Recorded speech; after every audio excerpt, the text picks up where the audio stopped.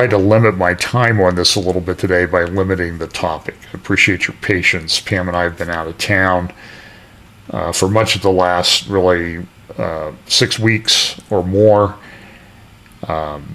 traveling around the United States. On the most recent trip, we were able to go down to Virginia, North Carolina, and South Carolina, spend some time with family and friends. Also had the opportunity to speak at Liberty University Law School on October 27th. That talk was not recorded, but I'm going to talk a little bit today in the update that I'm doing called The Great Narrative about some of the things that I talked about. I know that there are some people who have expressed concerns about liberty, and as you know from updates that I've done in the past, I share those concerns. I do think that there are people within Liberty that are trying to change things, trying to get the ship righted. They do have had a change in administration. So we'll have to see how that plays out. But I decided to go ahead and speak. I was not restricted in any way about the things that I could talk about. And I just thought it was a good opportunity to go and speak to the law students there. And some of them reaffirmed that they had not really heard much talk about Bible prophecy and that sort of thing, either in their undergraduate or in their law school career. So I just thought it was a good opportunity to do that. Had a great time with the people there. Also got to spend the better part of a half a day with Dr. Randall Price, who's in the School of Divinity there. Some of you may recognize the name. He's written a number of great books. Contributed to the Rose Guide to the Temple, also Jerusalem and Bible Prophecy. I think he has a book out on the Dead Sea Scrolls. He also has a book out about what do we do with the modern state of Israel, all of which I would highly recommend. He also gave us a private tour for a few hours of the biblical artifacts that they have there at the library at Liberty University. I highly recommend, if you're ever in the Lynchburg, Virginia area, that you go and go through that museum and collection. There are things in that collection, I won't really talk about them today, I probably will at some other time. There are things in that collection that don't exist anywhere else on the planet due to, well, I just won't go into it. There are some things there that are pretty amazing discoveries from an archaeological standpoint that are very unique and memorable. So just a reminder, some of the places that we put this up. I'm going to try to post this to Rumble. I'm not sure how soon I'll get it done. We've been having trouble, as I think some other ministries have said they've been having trouble streaming to Facebook. So right now we're streaming on YouTube. There's some things I don't really talk about that much just because I think that we want to keep the channel open for the Bible teachings and sermons that we do in addition to the prophecy update. So there are some things I just won't talk about because you'll get flagged on YouTube pretty quickly. So we talk about, as you know, the convergence of events and the things that are happening all around the world. They seem to be happening with stunning speed. I probably downloaded 2,000 pages of different reports and intelligence assessments, defense assessments, things from the Institute on Study of War while we were on vacation, and read through a lot of it.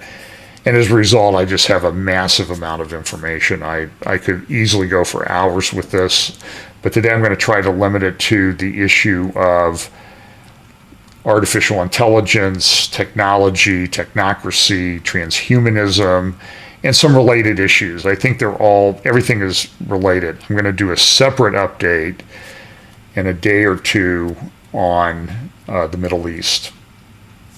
So let's look at this. Now, one of the things I talked about at the Liberty was a little bit of this sort of grid and framework that I've developed over time called the Prophecy ACLU. A for acceleration, means things that are related to Bible prophecy just seem to be happening at an increasingly rapid rate. It's most people that watch and follow this will always tell you that it's very difficult to keep up. Related to that is the convergence of things. All of these different lines of Bible prophecy, whether it's the setup for the beast system, the seals of Revelation, things are going to happen with regard to the trumpet during the period of the trumpets, and then the bowls. All of those things are going to be happening at some point. They're going to be happening at the same time. My view of the seals is that the seals start when the seals start to open. They open, and the first seal will increase in intensity over time. Second seal, third seal, fourth seal, the same way.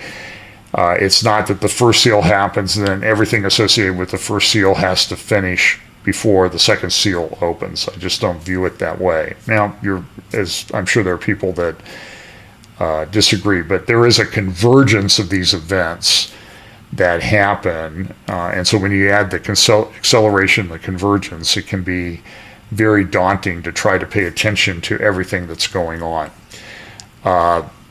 The third thing that I look at is logistics. I've mentioned this with regard to, for example, the Ezekiel 38-39 war that we see coming. We have some details there. One of the details is that it will be a great company and a mighty army. I don't view the 50 or what Hezbollah claims is 100,000 fighters in Lebanon as a great company and a mighty army yet. I think there are some additional things that have to happen. And we see a lot of these things, and I'll talk a little bit about that more when I get to the Mideast update that I'm going to do in a day or two. And then finally, we also know that as we get closer to the time of the end, we will get understanding. I've used the example of the eye chart. When I take my glasses off at the eye doctor, this is a nice version of what I see in terms of an eye chart. But even without my glasses on, as I get closer to the eye chart, I get a better understanding. And there's passages in Scripture that tell us that these things are going to happen. For example, in Daniel chapter 12, verse 9, it says, "And he said, Go thy way, Daniel, for the words are closed up and sealed till the time of the end. Many shall be purified and made white and tried, but the wicked shall do wickedly, and none of the wicked shall understand, but the wise shall understand." So as we get closer to the end, we're going to have a little bit better, not a little bit better, we're going to have a much better understanding of how all of these things are going to work out. We do have the basic parameters, but exactly how it happens and exactly how it all fits together, I think is something that we'll know eventually. We'll be able to say, yeah, this is that which was prophesied by the prophets. But I don't think we're at that stage yet. So what I talked about at Liberty, what I want to talk about today, is this thing related to the Great Reset. As you know, this Great Reset is something that the World Economic Forum has talked about. Klaus Schwab actually did a book called COVID-19, The Great Reset, in which he talked about how the Great Reset could be an opportunity for government and business working together to bring about massive change in society. And there's no doubt that over the last 2 years now, almost, that we've been involved with this COVID-19, there has been a lot happening. The world has changed dramatically. The pandemic represents, this is what Klaus Schwab said, the pandemic represents a rare but narrow window of opportunity to reflect, reimagine, and reset our world to create a healthier, more equitable, and more prosperous future.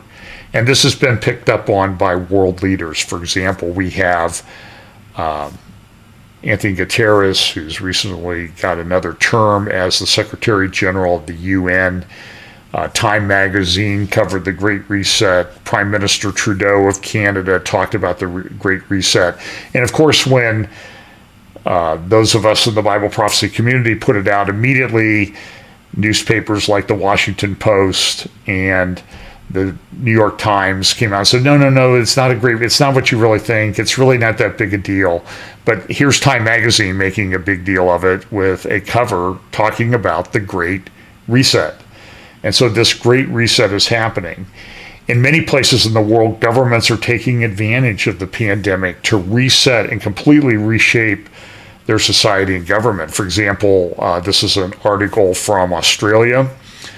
Victorian Bar, the legal community of the state of Victoria in Australia, has come out and spoke against what they call the appalling new pandemic laws that the premier of that state, a guy named Dan Patrick, who I view as a psychotic lunatic, who is put in, that essentially gives him unlimited emergency powers to do almost whatever he wants. He can declare a pandemic even when there's really not any disease around.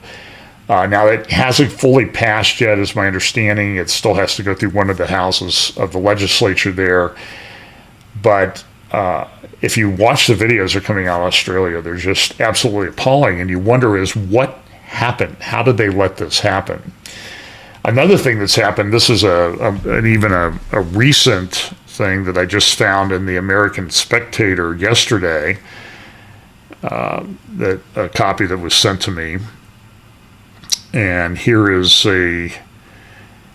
talking about Dan Patrick. In fact, the Spectator in their article talks about that now they refer to Victoria, the state of Victoria in Australia, as Dan Andrewstan, or they call it Victopia because of what they're trying to do. So it's very, very, I guess I would say, shocking. Here, just listen to some of this. Daniel Andrews is not a state premier so much as he is an engineer, a social engineer who is using the office of premier to impose his worldview on a depressed and dispirited populace. While punch-drunk Victorians are still getting their heads around the controversial pandemic management bill, which is currently before Victoria's upper house, Dictator Dan is already salivating over his next assault on their freedoms. In the lead up to Christmas, Daniel Andrews has nothing if not a superb sense of timing. The state parliament is expected to vote on legislation that will severely curtail the religious freedom of Victorians. And why not? What else is a tyrant to do when he has already locked citizens in their home, shot at them with rubber bullets, fined their children for not wearing masks, and expanded his powers to the point where even Xi Jinping would blush? What they're referring to in this article is a proposed Equal Opportunity Act, which will essentially prevent Christian organizations, religious organizations, from hiring people who do not, they will not be allowed to not hire people who do not hold to their statement of beliefs. What they will do is they will, what they say is, well, if they're teaching, for example, if it's a school, a Christian school, if they're teaching religion as defined by this psychotic lunatic, then they can hire somebody consistent with their state of beliefs. But if they're teaching math or political science or social studies or health or something like that, well, that's not religious according to this guy. And under the proposed legislation, they will not be allowed to do that. It says this is the Spectator Australia article. Under Andrews' equal opportunity legislation, they will face what is being called an inherent requirements test, a measure that will remove this right unless the school is looking to employ a principal or a religious education teacher. In other words, unless a teacher at a faith-based school is specifically teaching the faith rather than, say, math or geography or history, the school cannot specify that the teacher must be an adherent or at least supportive of their particular faith. It seems like, and I agree wholeheartedly with this statement, it seems like Daniel Andrews fundamentally misunderstands the nature of religion and religious education. Religious faith is not simply taught, it is lived out. But you see, Daniel Andrews lives out his secular religion and imposes it on everybody else. So maybe he understands the nature of the religion, and he is like other people of the left who have these totalitarian leanings. He is trying to completely change religion because he wants his religion to prevail. This is very troubling. And what you see with these, I don't know what else to call them other than tyrants. For example, here's a statement I've played before from Jacinda Ardern, the Prime Minister of New Zealand, about how she is to be consulted and nobody else with regard to issues related to the pandemic. Here's what she said earlier this year. The most up-to-date information daily. You can trust us as a source of that information. You can also trust the Director General of Health and the Ministry of Health. For that information, do feel free to visit at any time to clarify any rumour you may hear, covid19.govt.nz. Otherwise, dismiss anything else. We will continue to be your single source of truth. We will provide information frequently. We will share everything we can, everything else you see, a grain of salt. And so I really ask people to focus on that. The most egregious example of that appears to be this text which originated in Malaysia and has become a viral hoax in Australia and in New Zealand. How irresponsible is it the people that are sharing that news of a lockdown imminent in New Zealand? Yeah, and look, that's the kind of thing that adds to the anxiety that people feel. So I continue to share the message. New Zealanders must prepare, but do not panic, prepare. And when you see those messages, remember that unless you hear it from us, it is not the truth. And I really... So there you have it. I think this is one of the most arrogant statements I've ever seen from anyone at any time in history. She is a tyrant. So now I know I probably, at least while she's in power, will never visit Australia. And remember, we've talked about this, about the World Economic Forum website, the Great Reset. This used to be on their website, but it's for some reason been taken down. There's certain topics: harnessing the fourth industrial revolution, the restoring the health of the environment. I'll talk about that. In fact, I'll talk about that. Was the what occurred in Glasgow, Scotland, is actually occurring as I speak in Glasgow, Scotland. It's a 2-week event. They had tens of thousands of people come in from this. The largest delegations, by the way, to the COP26 conference in Glasgow was the United States, followed by Israel. I think Israel had 144 in their delegation that attended this nonsense. And you can see here that it's not just about the climate. I think the climate is almost a misdirection to get you focused on their crazy claims about the climate. Here they say, destroy the patriarchy, not the planet. The wrong Amazon is burning. Climate action now. Are you breathing?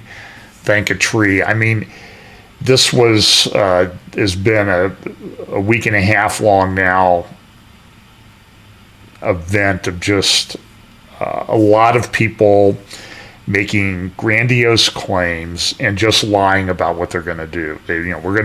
Here's cash for the world's rainforest. Well, people have pledged $100 billion. Some countries, I think the United States, that money's never come about.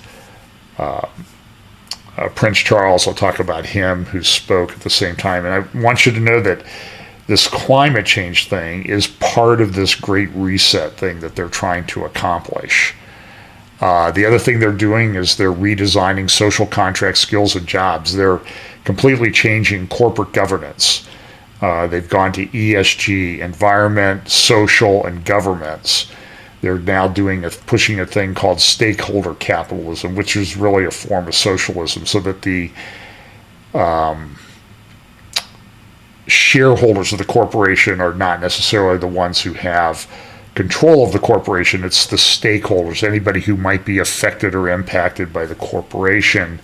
They now have a part in this. And you can see here, human rights, justice law, gender parity, fourth industrial revolution, LGBTI inclusion. All of this is part of a piece as they're trying to really tear down and replace everything. Now, we've talked a little bit in the past. I would highly recommend, what I'm going to do here, rather than discuss a lot of these articles, is I'm going to refer you to some resources that I think you should look up if you want to learn more about this. This is a Mises Wire, Mises Institute. I believe it's out of Austria. it's leans libertarian, but they have at least as of November 2nd, this was part 6 of their series on the Great Reset, and they talk about the plans of a technocratic elite.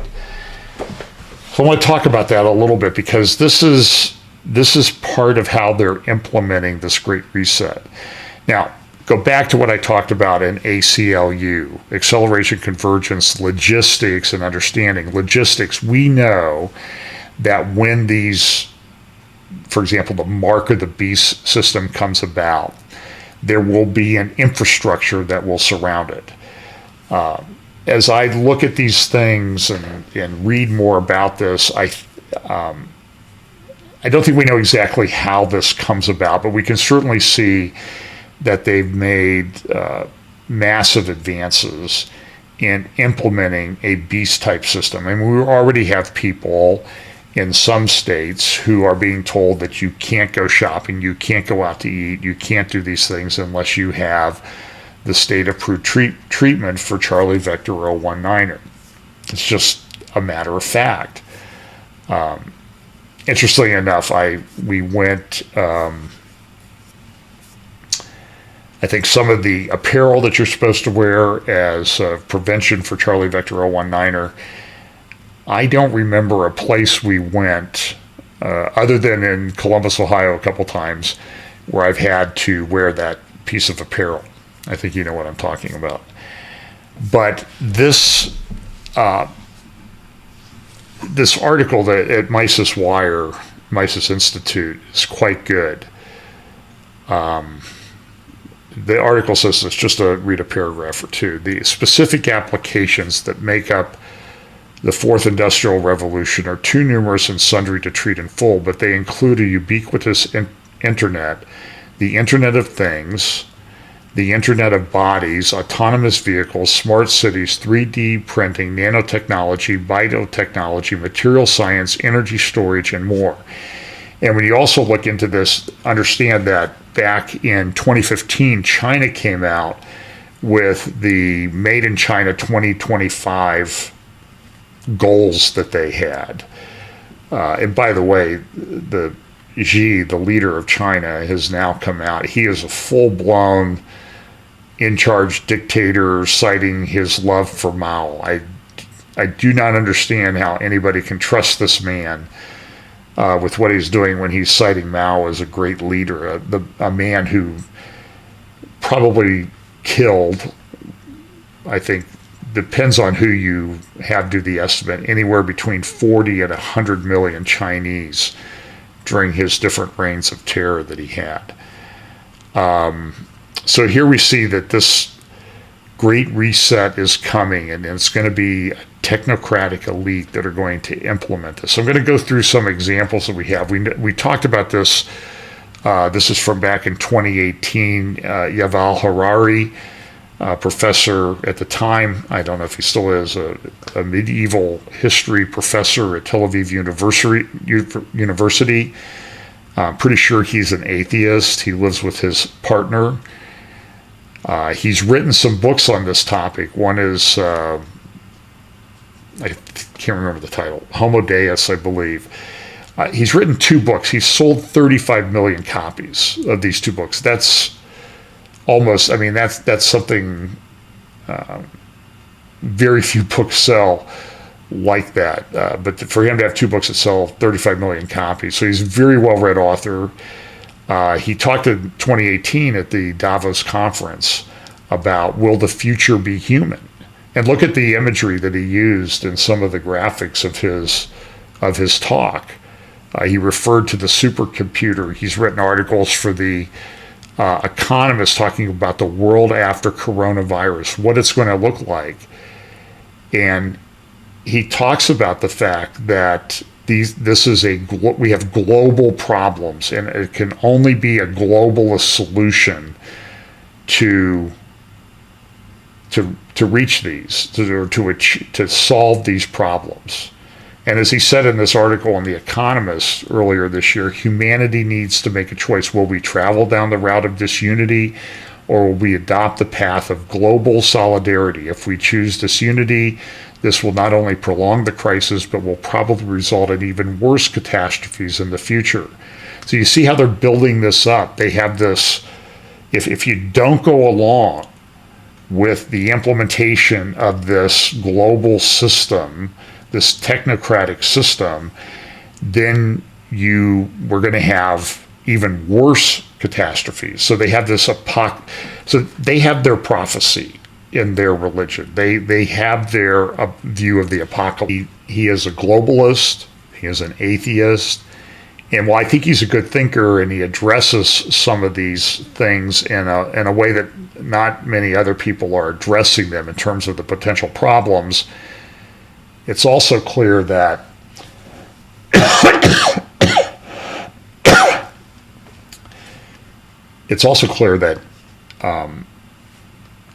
you kind of think he's in on it in the game.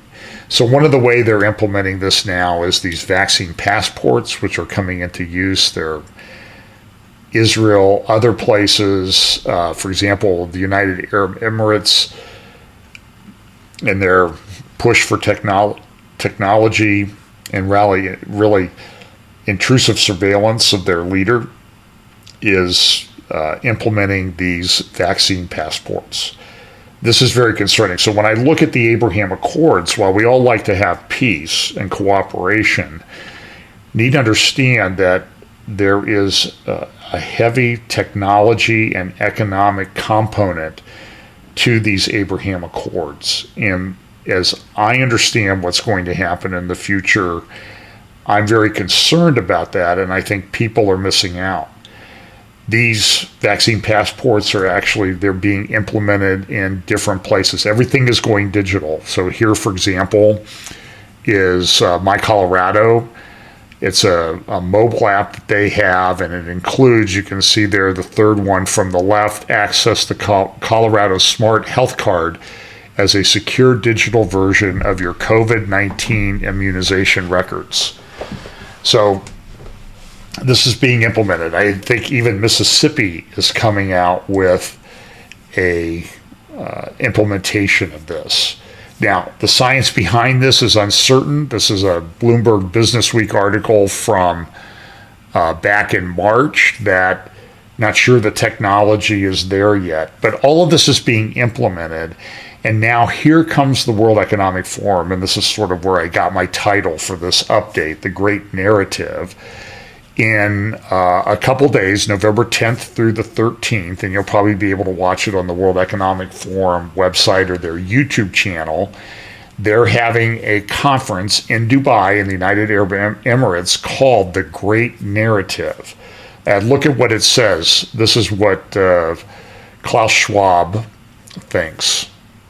I mean, if you really want somebody to play the part of the bad guy, this guy really, he comes right out of central casting. But here's what he said: the Great Narrative Initiative and meeting in Dubai will be a powerful catalyst to shape the contours of a more prosperous and inclusive future for humanity that is also more respectful of nature. So you see how he ties in different things. He ties in the inclusion, the equality, and nature, the global warming, the climate change aspect of all of this. Here's some other things that are said. The World Economic Forum will hold their Great Narrative meeting. The Great Narrative meeting is a linchpin of the Great Narrative Initiative, a collaborative effort of the world's leading thinkers to fashion longer-term perspectives and co-create a narrative that can help guide the creation of a more resilient, inclusive, and sustainable vision for our collective future. So here they bring in all of the technocratic dreams that they want to have. Sustainable development that comes out of it was Agenda 21, now it's Agenda 2030, or Sustainable Development Goals. So all of this stuff is coming in. So you see what they're doing is, as I've mentioned with regard to some of the political conflicts in the United States, they're creating this narrative. And this narrative, I think, is what's part of what's going to is the foundation for this beast system that's coming. Look what else they say. Top thinkers from a variety of geographies and disciplines, including futurists, scientists, and philosophers, will contribute fresh ideas for the future. Reflections will be shared. And everybody's got a book. Here comes another book. We should be shared in a forthcoming book, The Great Narrative, expected to be published in 2022. And we live at this time where they're trying to change the narrative on everything.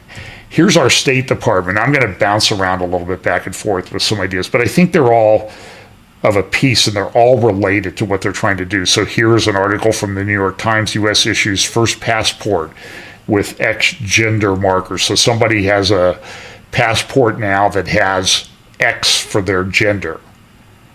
Actually issued for this guy in his surname, he goes as ZZYYM. It should be YYYYYY, but nevertheless, that's what he chose. Well, I show my insensitivity by referring to him as he. And here it is. There's the article or the announcement from the State Department there. And of course, the Biden administration is quite proud of that. So they have this probably a little bit out of order, but I saw somebody post that. I thought it was a great article. You know, the four horsemen of the, really now the fifth horseman of the apocalypse: war, famine, pestilence, death, and now misinformation. So we live in this time where we're not getting the real facts about much of anything from the media.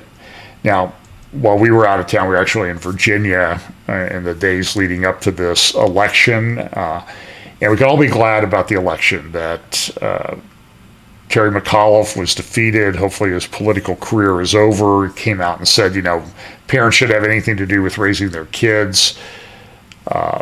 Youngkin, the change from how Virginia voted just last year, a year ago, was dramatic. It was a huge change. Part of it related to I don't know if it's accurate to say the teaching of critical race theory in schools, but the implementation of the ideas that come out of critical race theory. Maybe that's the best way to say it. Because, you know, they'll go interview somebody and he'll say, well, I don't know what critical race theory is. And they'll say, see, these people are voting about things. It's just racist dog whistles that they're doing. That's what Terry McAuliffe said. And the response to that is baloney. But here's how the mainstream media responds to the issues in the Virginia election. Look, they're gaslighting people. They're saying, well, no, you don't believe your lying eyes. Believe what we tell you is the truth. Here's what they say. We do not teach critical race theory here in Virginia. It has never been taught. We should say over and over that critical race theory is not being taught in schools. CRT is not being taught in schools. Never mind that it's fake. That's right. Critical race theory isn't taught. Critical race theory is not even taught in Virginia schools. Critical race theory, which is not currently taught in any Virginia public school. Something that's not even taught in Virginia schools. To say that it's not taught in schools, CRT, that's not enough. It's really not on the curriculum in Virginia. Critical race theory not taught in Virginia public schools. Critical race theory is not actually being taught exactly in Virginia schools. Even though it's not actually taught anywhere, even though it's not a real thing. Well, there you see it. They're all obviously reading from the same script. So I'm going to now play for you the what is actually going on in one major school system, Indianapolis Public Schools. An administrator here will tell you, is critical race theory being taught? And I know a little bit about Indianapolis Public Schools. My sister she retired about 10 years ago and passed away a few years ago, but she was one of the top administrators for a decade in the main office at Indianapolis Public Schools. But things have changed. I mean, they are teaching this, and this is what this administrator at IPS says. I'm the science coach and admin in the largest public school district in Indiana. I'm in dozens of classrooms a week, so I see exactly what we're teaching our students. When we tell you that schools aren't teaching critical race theory, that it's nowhere in our standards, that's misdirection. We don't have the quotes and theories as state standards per se. We do have critical race theory in how we teach. We tell our teachers to treat students differently based on color. We tell our students that every problem is a result of white men, and that everything Western civilization built is racist. Capitalism as a tool of white supremacy. Those are straight out of Kimberly Crenshaw's main points, verbatim in Critical Race Theory, the writings that formed the movement. This is in math, history, science, English, the arts, and it's not slowing down. If students of color have lower reading scores, it's because of inequity. Therefore, we take from the white students and give to the color students. That's Richard Delgado, straight out of CRT and Introduction. All teaching is political, with reality and facts taking the back seat. That's Dr. Gloria Ladson-Billings, who outlined how she saw critical race theory fleshed out in public schools in 1995. When schools tell you that we aren't teaching critical race theory, it means one thing. Go away and look into our affairs no further. It isn't about transparency, it isn't about cultural relevance, it's race essentialism, painted to look like the district cares about students of color. We call it anti-racism, so you feel bad if you disagree with our segregationist pedagogy. It's taking advantage of kids' vulnerability and parents' inactivity to preen over social snake oil schemes designed to create division. Parents, when we tell you critical race theory isn't taught in our schools, we're lying. Keep looking. So, and you can go and find on Twitter, you can find a number of other videos of people who are in teachers in IPS who have come out and affirm what this gentleman had to say. But this comes into the church too in some ways, in this, the way this thinking is implemented. Here's an audio clip of Russell Moore, who used to be head of the ERLC, the Religious Rights Commission of the Southern Baptist Convention. Former Democratic operative, paid a lot of money to do this. And I want you to see how this is all part of building the narrative. So this is somebody who would claim to be an evangelical leader who comes out, and this is what he has to say about this issue. A pastor that I talked to recently, all he did was to pray for the family of George Floyd after the murder of George Floyd, and has dealt with a backlash of his being a critical race theorist ever since. I mean, that sort of thing, it has gone down to the congregational level and to the family dinner table in a way that has really flipped a lot of the concerns. When 10 years ago, I would have parents concerned about their children leaving home and secularizing and losing their faith. Now, what I'm hearing are children, adult children, who are saying, what do I do with my mom and dad, who have become radicalized on Facebook? And you see, the reason why nobody who he claims is being radicalized on Facebook, the reason they don't come to him anymore is because they know that he's not worth talking to about this, because he's completely adopted this social justice thing. This is just, well, anyway, you can deal with that. The Front Page Magazine article by William Kirkpatrick on last Monday, the current chaos and competence are by design. And everywhere we see this chaos. We see it in the schools, we see it in the economy, we see it in the way the elections are run. The narrative that comes out of the elections, and then we saw it in the election. So they had a great victory for Youngkin in Virginia, and by the end of the week, what did they do? A bunch of Republicans decided to vote for essentially a version, a stripped down version a little bit of the Green New Deal. This is not an infrastructure bill or anything like this. This is going to put in place structures that any administration coming in that opposes it is going to have a terrible time unraveling. This is what happened to President Trump. He came in, and a lot of political appointees have been put in jobs where they couldn't really be fired, and so you were fighting the bureaucracy. In addition to the political fight, you're fighting the bureaucracy. And so this is what this is trying to do. I don't understand why a Republican would do it. And they gave cover on this infrastructure bill to the radical socialists, the Squad, who voted against it. They didn't have the votes. It only passed because 12 or 13 Republicans decided to capitulate to this nonsense. The other thing that we have right now is we have, and I mentioned this a little bit, so I'm going to talk about the mandates for the state-approved treatment for Charlie Vector 019er, because I think this is a big issue. So the United States Department of Labor has frequently asked questions about this treatment. One of the questions that they had, this was on the website, are adverse reactions to the state-approved treatment for Charlie Vector 019er recordable in the OSHA record-keeping law? And the answer is that yes, you would, if somebody took the state-approved treatment for Charlie Vector 019er and had an adverse reaction to it, because it was a condition of employment, it was something that was required in the workplace, the employer was most likely, I don't think there's any question, required to record that and report that to OSHA, the Occupational Safety and Health Administration.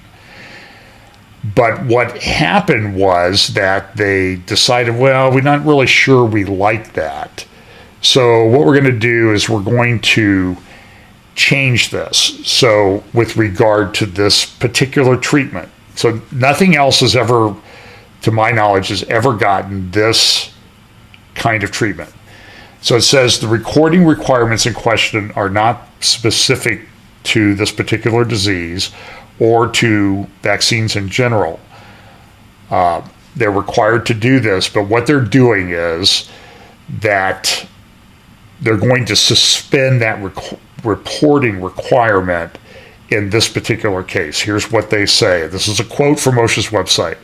The Department of Labor and OSHA, as well as other federal agencies, are working diligently to encourage COVID-19 vaccinations. OSHA does not wish to have any appearance of discouraging workers from receiving COVID-19 vaccination and also does not wish to disincentivize employers' vaccination efforts. As a result, OSHA will not enforce this recording requirement to require any employers to record workers' side effects from COVID-19 vaccination at least through May 2022. We will reevaluate the agency's position at that time to determine the best course of action moving forward. So do you see how this is all working together? How this is all working together to create the great narrative about these things and what you're supposed to think about them. This is an article from Bloomberg Law. Political views are not grounds for vaccine exemption. Now, I will tell you that I have been contacted by numerous people about this particular issue. I generally refer them to Liberty Counsel, Alliance Defending Freedom, First Liberty, and some of the other organizations that are handling these, and other churches that are handing out the vaccine exemptions for their members, a religious exemption. But you see right now here, it really should not be a choice as to whether your religious view is sincerely held. But they're opening the door for this. So this is an article, Bloomberg Law, that suggests it, and it also cites the very, very long report from the U.S. Equal Employment Opportunity Commission that says what you should know about COVID-19 and the ADA, the Rehabilitation Act, and other equal employment opportunity laws. Here's a quote from the EEOC. The employer may ask for an explanation of how the employee's religious beliefs conflicts with the employer's COVID-19 vaccination requirement. Although prior inconsistent conduct is relevant to the question of sincerity, an individual's beliefs or degree of adherence may change over time, and therefore an employee's newly adopted or inconsistently observed practices may nevertheless be sincerely held. An employer should not assume that an employee is insincere simply because some of the employee's practices deviate from the commonly followed tenets of the employee's religion. But you can see how they're kind of opening the door for all of this. Now, what's also happened is that the department, OSHA, has now come out with a standard, and they're saying, you have to be fully vaccinated by such and such a date if you work for an employer over 100 employees. And so what they're saying, they're looking at it. The secretary can issue an emergency thing. This is completely outside the scheme, the statutory scheme and regulatory scheme that was set up for OSHA. They're making this up. This is, well, I'll tell you how one court looked at it in the initial stages in just a moment. But so it says they have to find that there's a grave danger, and there's two determinations. Employees are exposed to grave danger from exposure to substances or agents determined to be toxic or physically harmful or from new hazards.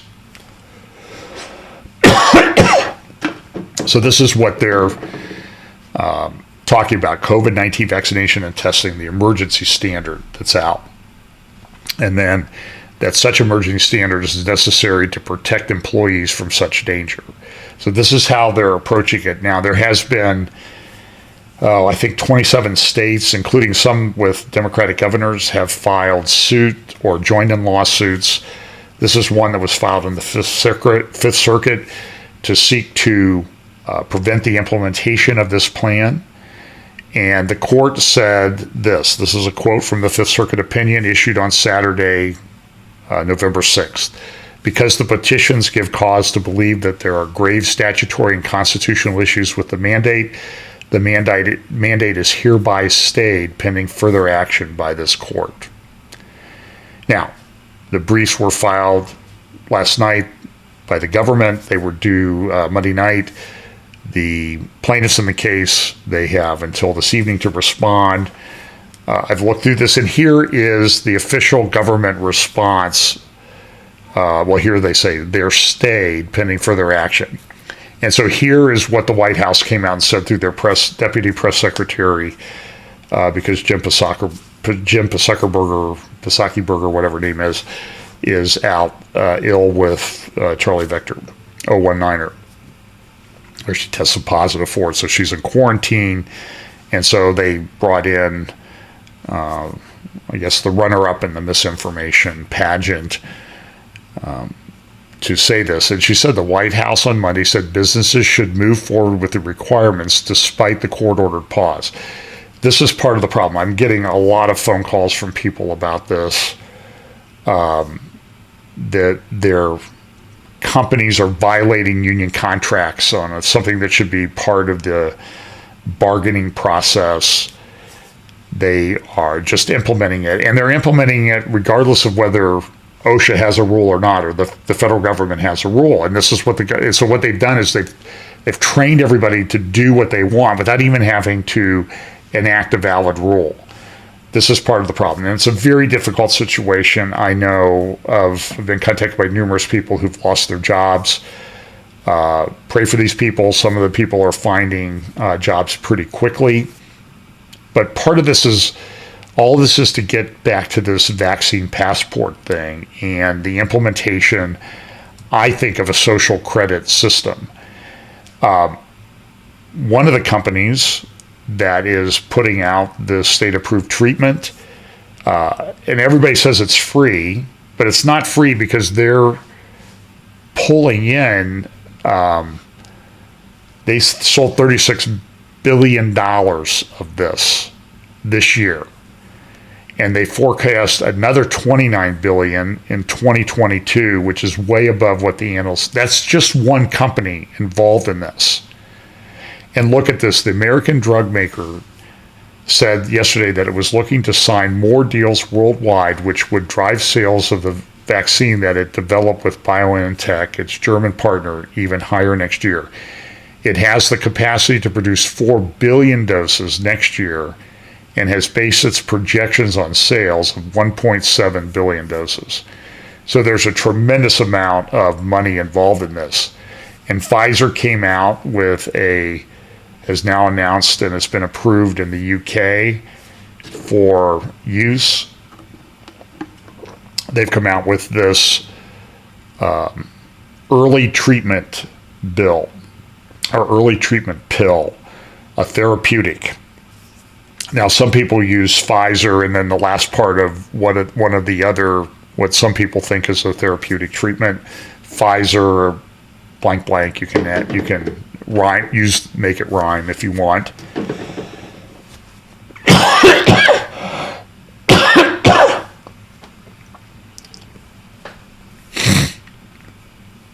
So they, so now I think you're going to hear a lot about these therapeutics that the companies are developing, and now it's going to be okay to take therapeutics that are fairly new and are only going through the initial trials. Just need to understand this, and part of this is to implement this social credit system that is being implemented everywhere. I talked about that in my talk in Canada called Deplatforming Humanity. It's coming to America. Now, at the same time that all this is going on, so we have this social credit system, we have this technocracy, we have this thing. Here along comes Facebook, and they announce that they are going to put in place the Metaverse. So Joe Allen, you can follow him at joebot.xyz on Twitter, and I think he's on Getter and some other platforms. And he refers to this, and I think the appropriate term, he looks at this as sort of a religious thing that Facebook is pushing. The Church of Facebook is set to capture the human soul in silicon. So this is what's happening. Look at this. This is part of the video to introduce what's called the Metaverse. It was just rolled out. I don't know if it was. It's hard to remember because time is so compressed right now.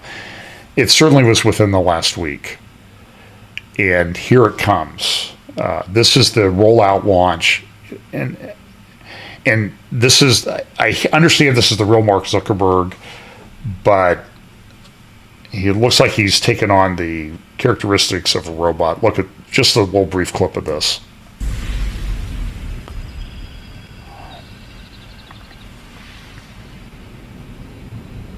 Imagine you put on your glasses or headset and you're instantly in your home space.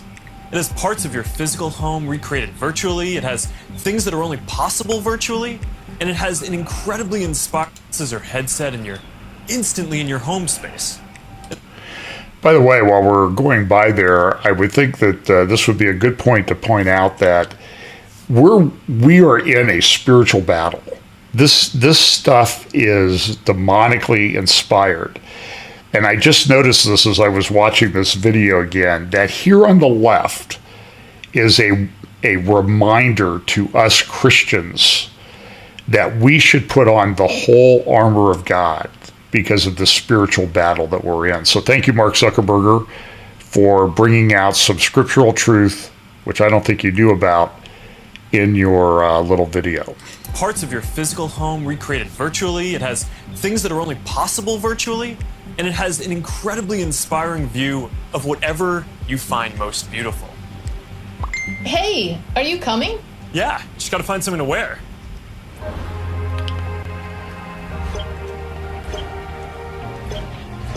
All right, perfect. Oh, hey, Mark. Hey, what's going on? Hi. Mark. What's up, Mark? Whoa, we're floating in space? Who made this place? It's awesome. Right? It's from a crater I met in LA. This place is amazing. Boz, is that you? Of course it's me. You know I had to be the robot, man. I thought I was supposed to be the robot. Whoa. But there's something I gotta get back to. All right, so that's a glimpse of a few ways that we're gonna be able to get together and socialize in the metaverse. It's a ways off, but you can start to see some of the fundamental building blocks take shape. First, the feeling of presence. This is the defining quality of the metaverse. You're going to really feel like you're there with other people.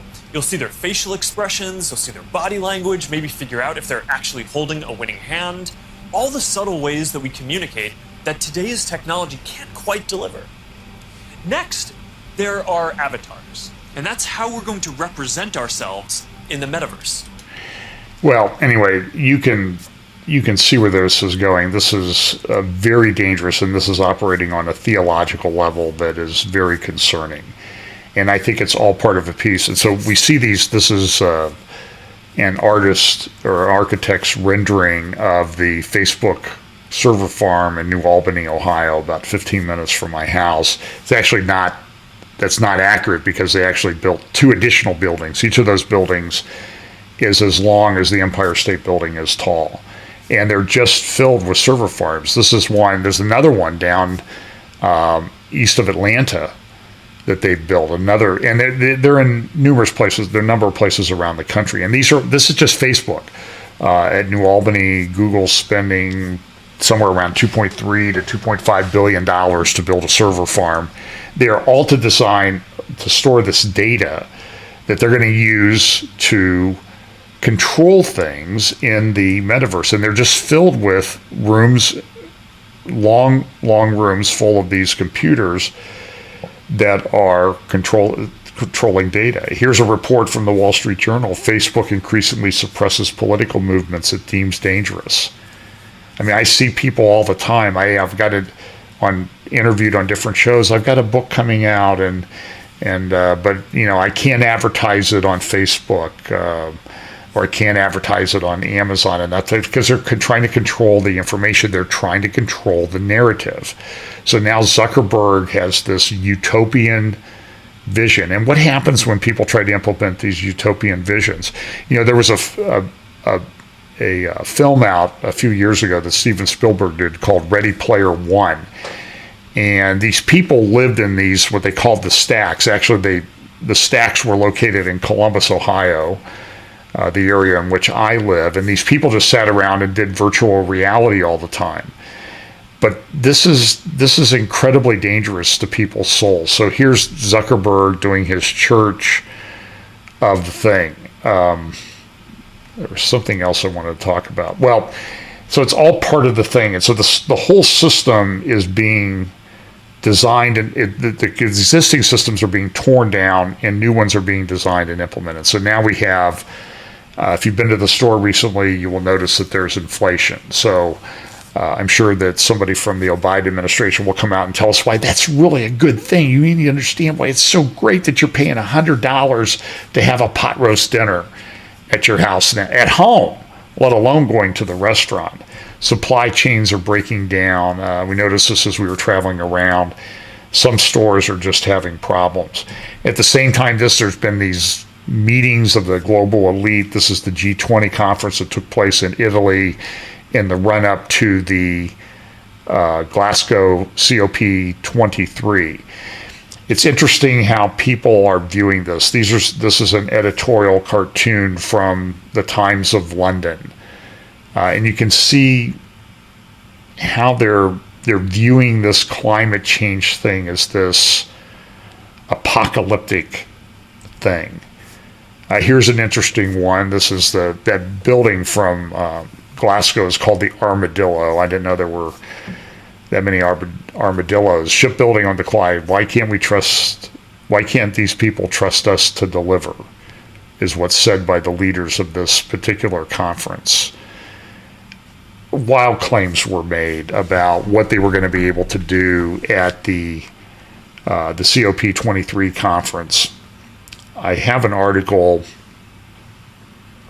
from Melanie Phillips. I won't read much of it. You can look it up. She's on Substack right now.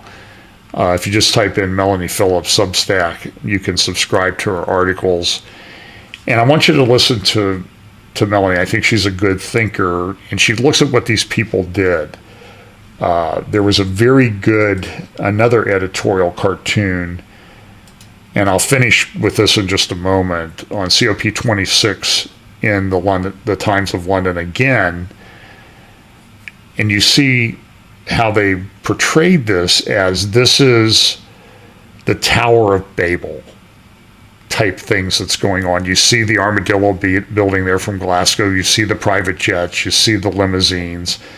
I think at a climate change conference, President Biden's motorcade was 85 vehicles, none of which I believe were electric. So there's just a tremendous amount of hypocrisy that's involved here. So Melanie has a great article on this titled The Tragic Comic Climate Doomsday Cult. For example, here is Naftali Bennett the junior prime minister, whatever he is, of Israel, with the, 4, 5, 6% support of the members of the Knesset, for him to be the prime minister. You had the young people, Greta Thunberg and all these other people traipsing all over Glasgow protesting this. And so Melanie says this: what would happen if a doomsday cult were to take over the world? Science fiction? No, it happened. How else to explain the collective lunacy of the COP26 meeting in Glasgow, an absolute farce where world leaders made complete fools of themselves? There's been much criticism of the hypocrisy of the event, with hundreds of private jets flying into Glasgow to hector the world about reducing carbon emissions.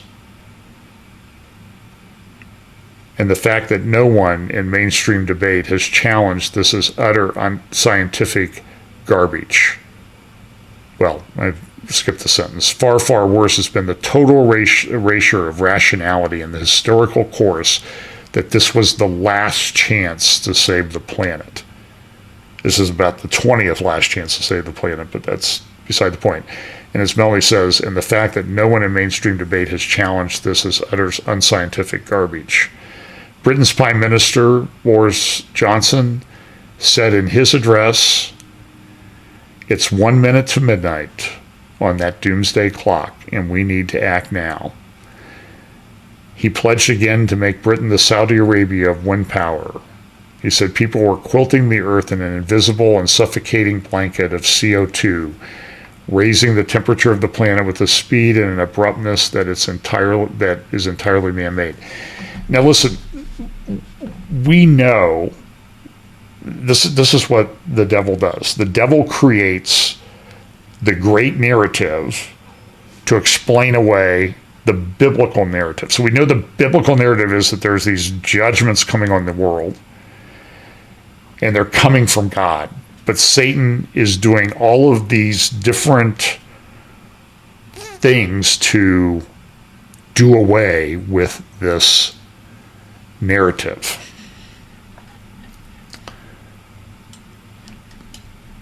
So this is what's happening. There was a rather, I would say, bizarre speech given by Prince Charles at COP26. I'm going to play a clip of it. I want you to listen carefully to what he says, because I've listened to it about 20 times just to make sure that I didn't misinterpret what he said or misunderstand what he said, where he talked about one of the ways to do this. And he was not very appreciative of the ability of the world leaders to do this. But listen to how he phrases it, and he refers to a his there, but there's no antecedent. So my question is, and others have raised this as well, who is he talking about? What is going on here? Listen to what he says. As we tackle this crisis, our efforts cannot be a series of independent initiatives running in parallel. The scale and scope of the threat we face call for a global systems-level solution based on radically transforming our current fossil fuel-based economy to one that is genuinely renewable and sustainable. So, ladies and gentlemen, my plea today is for countries to come together to create the environment that enables every sector of industry to take the action required. We know this will take trillions, not billions of dollars. We also know that countries, many of whom are burdened by growing levels of debt, simply cannot afford to go green. Here we need a vast military-style campaign to marshal the strength of the global private sector. With trillions at its disposal, far beyond global GDP, and with the greatest respect, beyond even the governments of the world's leaders, it offers the only real prospect of achieving fundamental economic transition. Well, that's interesting. Who is the his that he's referring to that has these trillions of dollars? It's very interesting. Now, I'm going to make just a few quick comments. I'm not going to play this clip. I will do this in a future update. This is Yuval Harari on 60 Minutes this past Sunday. You can go to the CBS website and you can watch this. I hesitate to play 60 Minutes because I always get these copyright strikes, especially for CBS. CBS and Oprah are probably the two most, the ones that generate the most copyright strikes. They're also some of the hardest to record and pull off the internet. But this one was easy because they wanted to promote it.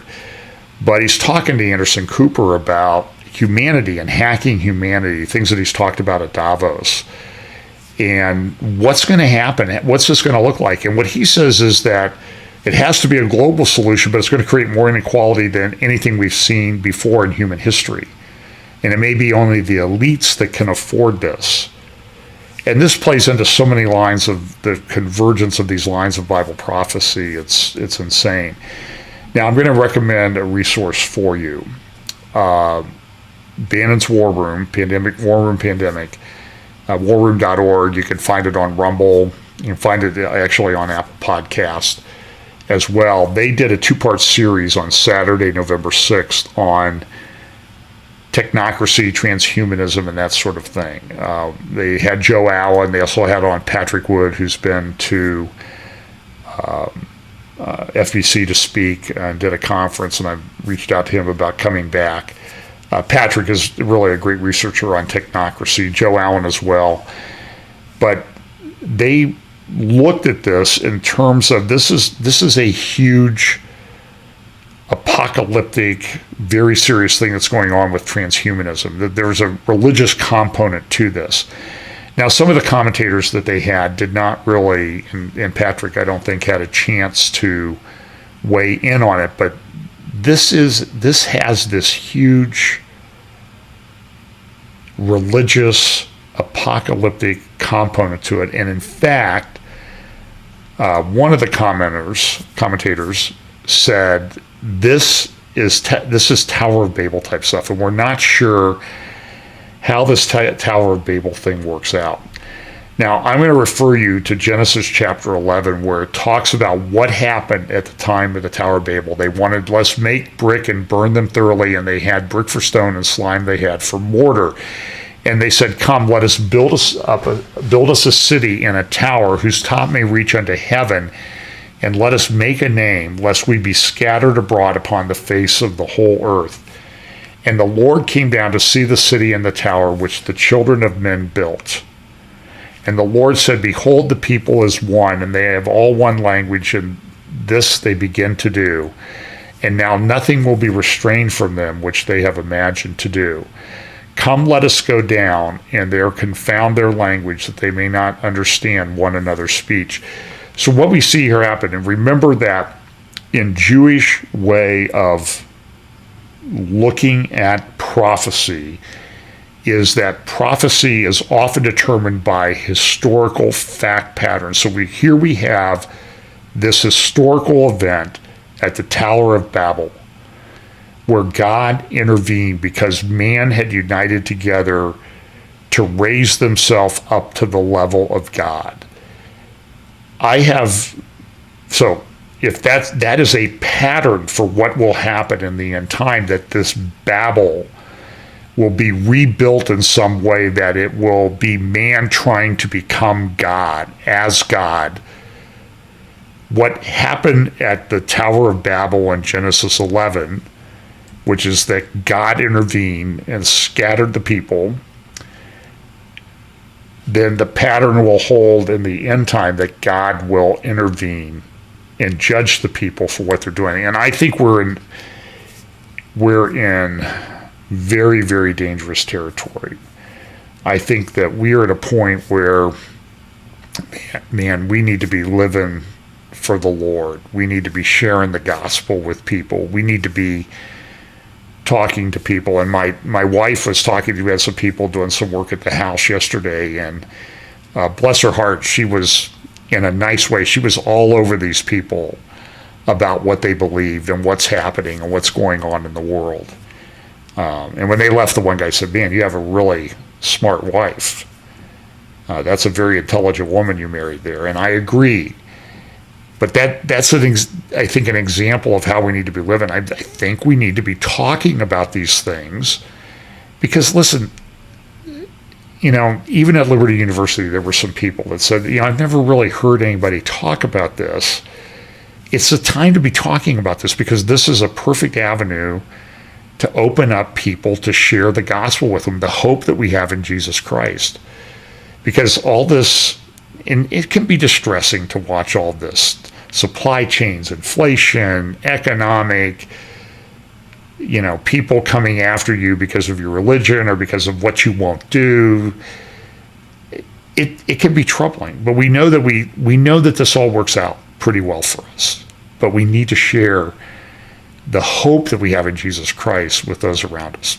So thanks for listening. I will try to put up an update in the next day or two that will focus more on geopolitics in the Middle East. God bless. Thank you.